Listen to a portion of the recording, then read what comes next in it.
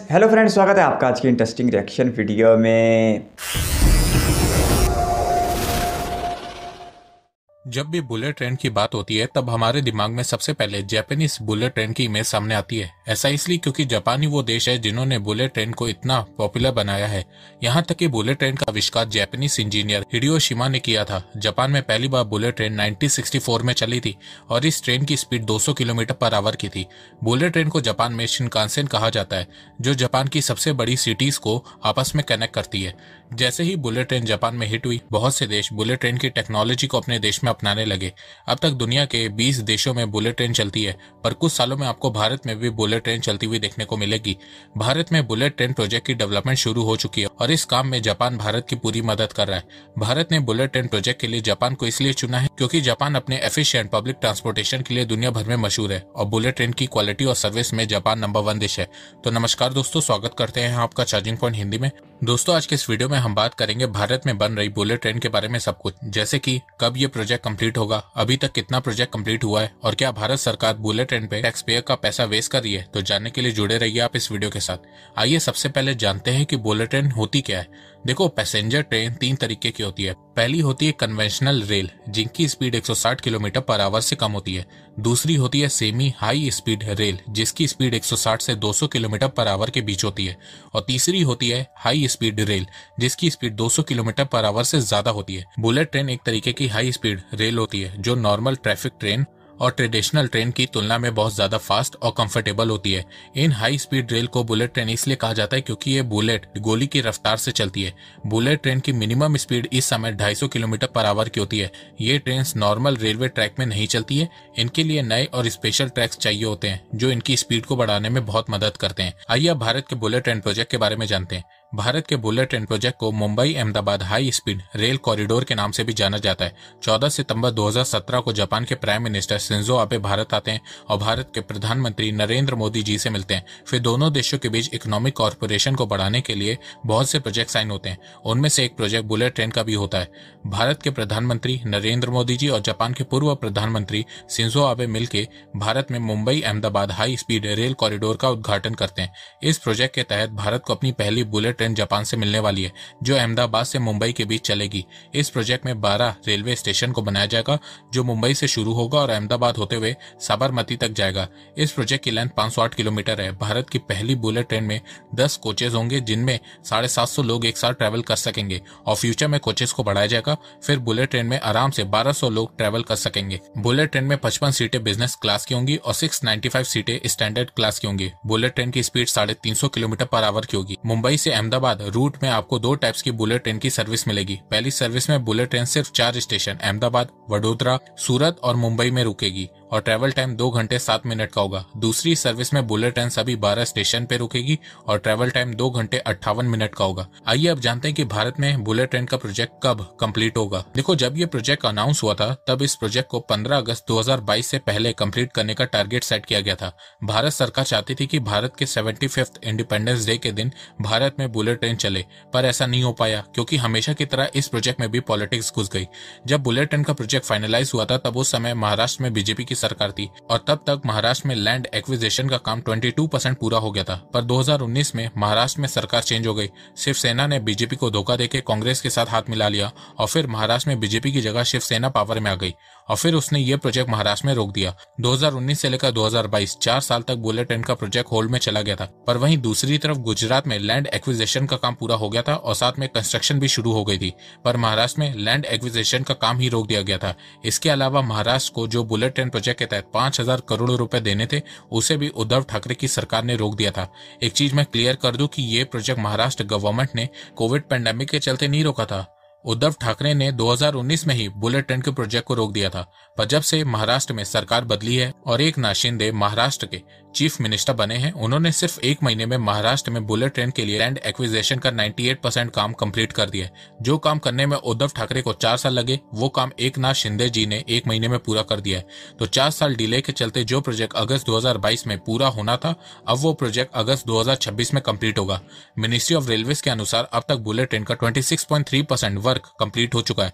गुजरात में ओवरऑल 32.9 लगभग 33% work complete हो चुका है और महाराष्ट्र में 4 साल डिले होने के चलते सिर्फ 13% काम कंप्लीट हुआ है।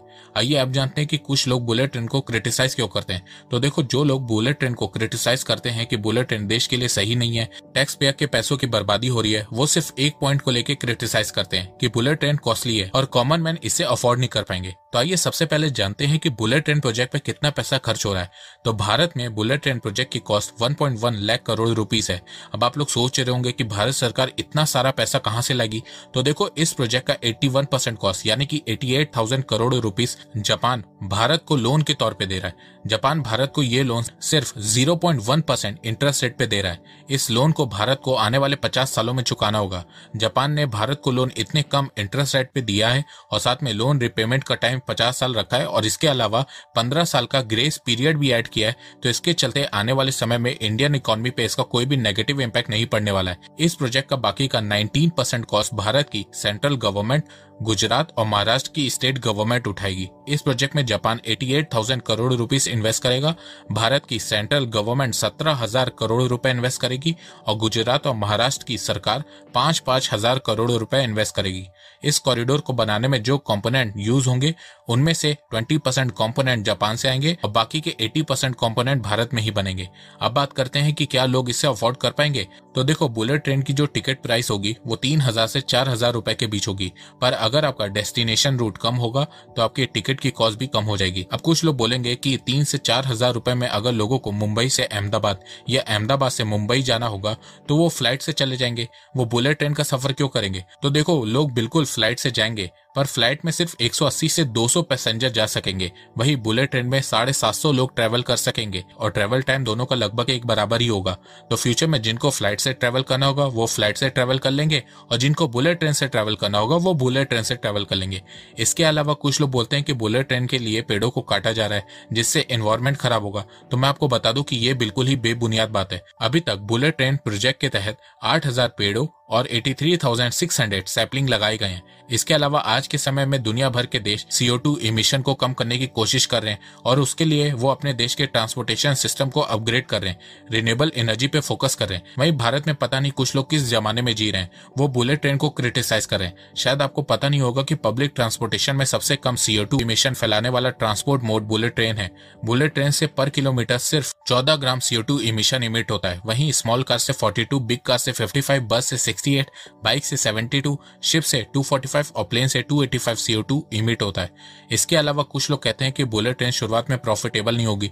तो देखो, ये बात सही है कि इनिशियल ईयर में बुलेट ट्रेन प्रॉफिटेबल नहीं होगी और ये हर मोड ऑफ ट्रांसपोर्टेशन के साथ होता है, पर जैसे ही बुलेट ट्रेन प्रॉपर तरीके से सेटअप हो जाएगी तो वो भी प्रॉफिट देना शुरू कर देगी। इसके अलावा बुलेट ट्रेन के बेनिफिट की बात करें तो बुलेट ट्रेन का सबसे बड़ा एडवांटेज ये है कि ये बहुत ही डिपेंडेबल मोड ऑफ ट्रांसपोर्ट है।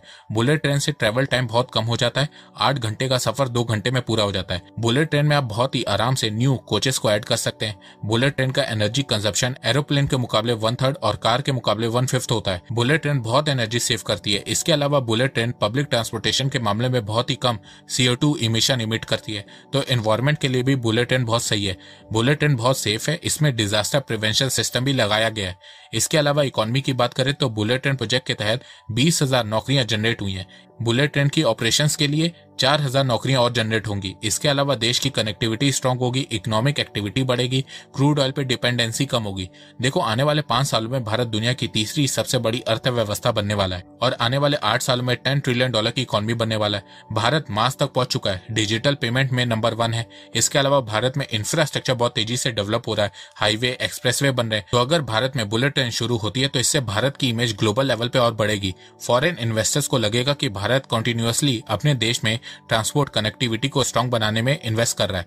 फ्यूचर की बात करें तो भारत में Mumbai Ahmedabad bullet train corridor के बाद 2051 तक 12 और कॉरिडोर को बनाने की बात चल रही है, जो भारत की 4 मेजर सिटीज मुंबई, दिल्ली, कोलकाता और चेन्नई को आपस में बुलेट ट्रेन के थ्रू कनेक्ट करेगी। तो दोस्तों, एंड में मैं यही कहना चाहता हूँ कि जो देश टेक्नोलॉजी के साथ आगे नहीं बढ़ते हैं वो कभी भी आगे नहीं बढ़ पाते। इंडिया में पहली बुलेट ट्रेन का प्रोजेक्ट जो साल 2017 में शुरू किया गया था और जिसे साल 2022 में मुकम्मल होना था, यानी 5 साल के अरसे में, लेकिन अब उसकी 2026 तक तारीख दी जा रही है ऑपरेशनल होने की।